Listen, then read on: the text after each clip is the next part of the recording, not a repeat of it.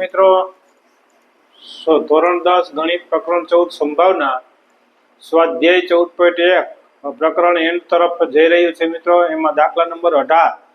તો મિત્રો 18માં દાખલાની રકમ જોતા એવું લાગે કે રકમ બહુ મોટી છે। 3 પેટા આપણે ગણવાના છે, પણ એકદમ સરળ છે મિત્રો, અઘરો દાખલો નથી।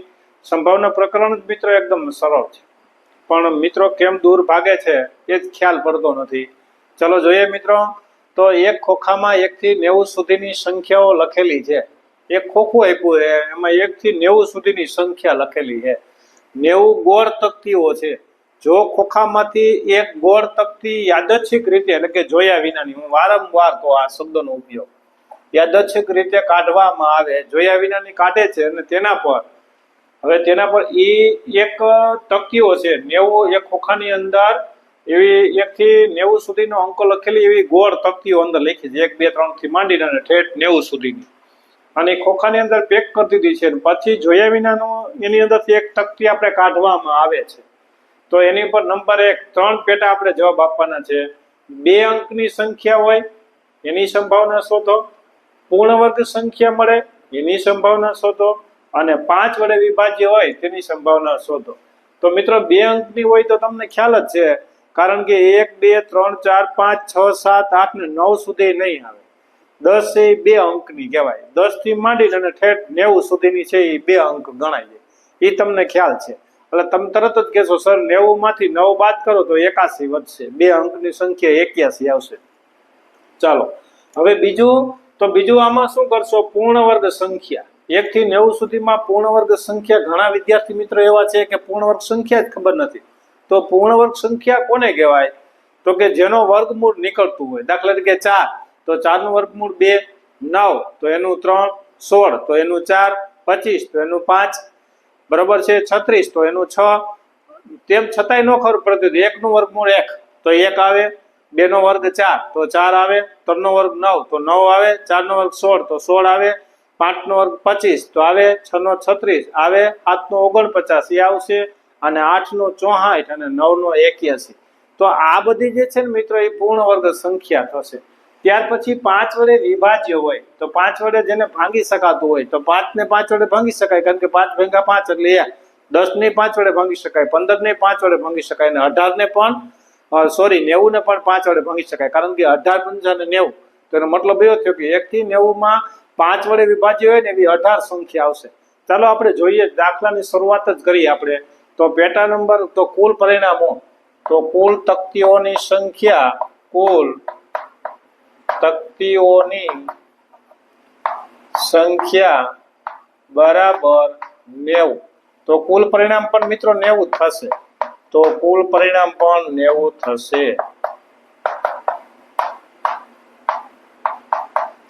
તો હવે નંબર 1 જોઈએ, ઘટના એ। ઘટના એ 2 આવેલી તકતી એમ પણ લખી શકો। તો કાઢવામાં આવેલી તકતી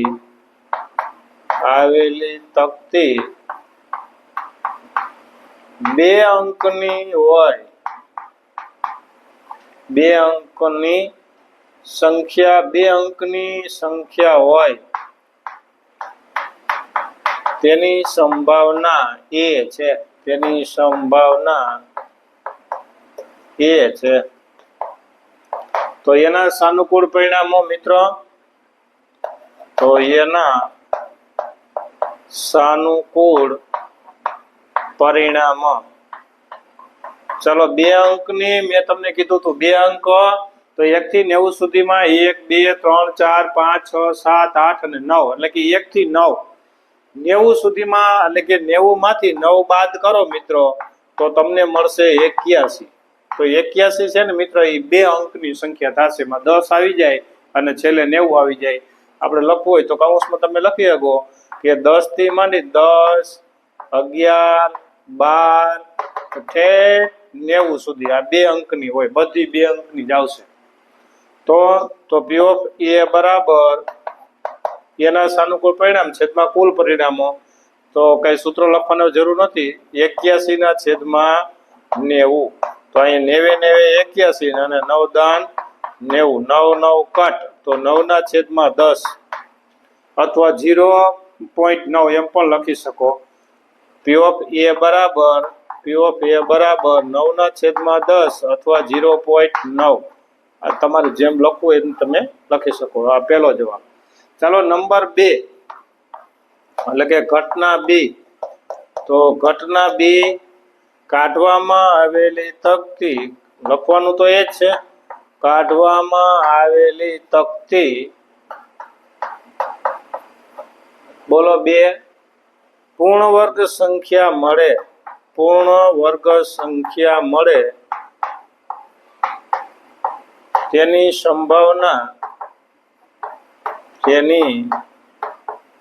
સંભાવના બી છે.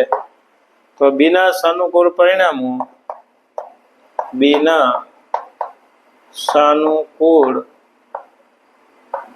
પરિણામ, ચલો તો બોલો તો ભાઈ. પૂર્ણ વર્ગ સંખ્યા, તો મેં કીધું તું એક ઈ પૂર્ણ વર્ગ છે, 2 નો આવે હો, કારણ કે 2 નું વર્ગમૂળ નો થાય, 3 ના આવે, 4 આવે, 5 નો આવે, બરોબર છે.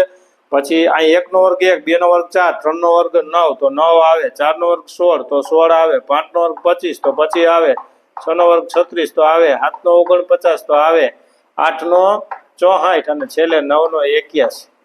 એટલી પૂર્ણ વર્ગ સંખ્યા છે 1 થી 90 સુધીમાં. 1 થી 90 સુધીમાં આ બધી પૂર્ણ વર્ગ સંખ્યા કઈ કેટલી છે ગણો જી. 1 2 3 4 5 6 7 8 અને 9 પૂર્ણ વર્ગ સંખ્યા થાય. કેટલી થશે? તો 9. તેથી પી ઓફ બી બરાબર બીના સાનુકૂળ પરિણામ છેદમાં કુલ પરિણામ, તો 9/90, એટલે કે 1/10. 10 9 ને 90. છેદ ઉડાડતા આવડવું જોઈએ. 10 9 90, 9 9 કાટ ઉપર ગાયનો એટલે 1 1/10. ચલો હવે નંબર 3.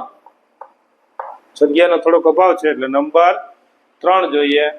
તો 2 અંકની ઘટના સી, ઘટના સી, કાઢવામાં આવેલી તકતી, કાઢવામાં આવેલી તકતી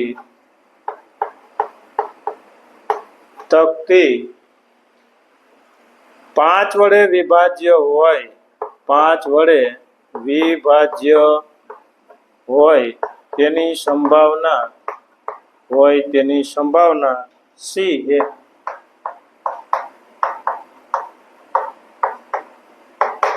તો સીના સાનુકૂળ પરિણામો, સીના સાનુકૂળ પરિણામ 5 વડે વિભાજ્ય એટલે મિત્રો યાદ રાખજો, સીધું લખી નાખું. 5 એકુ 5, તો 5 ને ભાંગી શકાય, 10 ને ભાંગી શકાય, 15 ને ભાંગી શકાય, 20 ને ભાંગી શકાય, 25 ને, 30 ને, 35 ને, 40 ને, 45 ને, 50 ને, 55 ને, 60, પછી 65, પછી 70, પછી 75, 80, 85 અને 90, એટલે ટોટલ આવી 18, 18 5 90, 18 સંખ્યા આવશે મિત્રો.